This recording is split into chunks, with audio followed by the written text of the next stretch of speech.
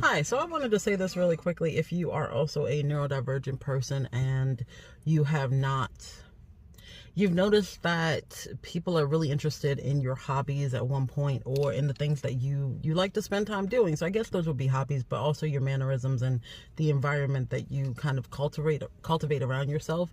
They initially find it interesting only to subsequently, after they've learned as much as they can about it, belittle you or make you feel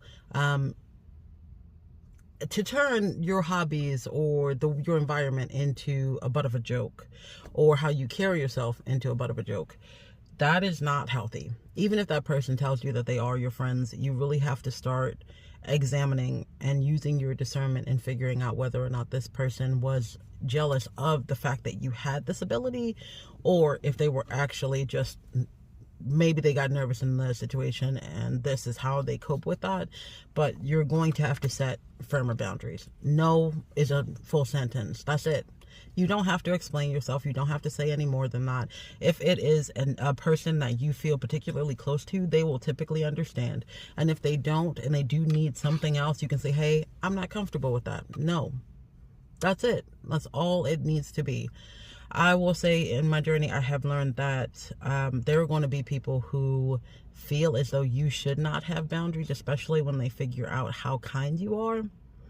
Be very careful of those people, because they tend to take more of your time than what you're aware of. If you are deeply empathetic for other people, even if you have absolutely, like, let's say there are things that you don't have, you'll still try and help other people. You'll still try and help that particular person, and they know that. It was really, really difficult for me to believe and for me to come to terms with, not everyone that is in your environment, not everyone who places themselves closely to you has your best interest at heart, wants to be around you as an actual genuine friend. Sometimes people behave in ways that we don't understand.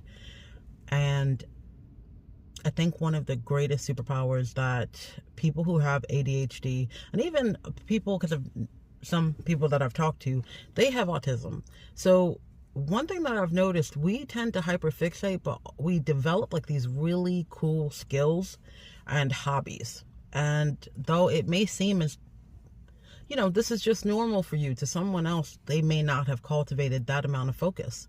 Even though other parts of your life may not be super great, or maybe there's more work to be done. Never underestimate the value in your own authenticity. So that's just my 2 cents for today.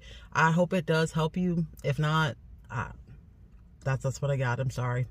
Have a good day. Bye.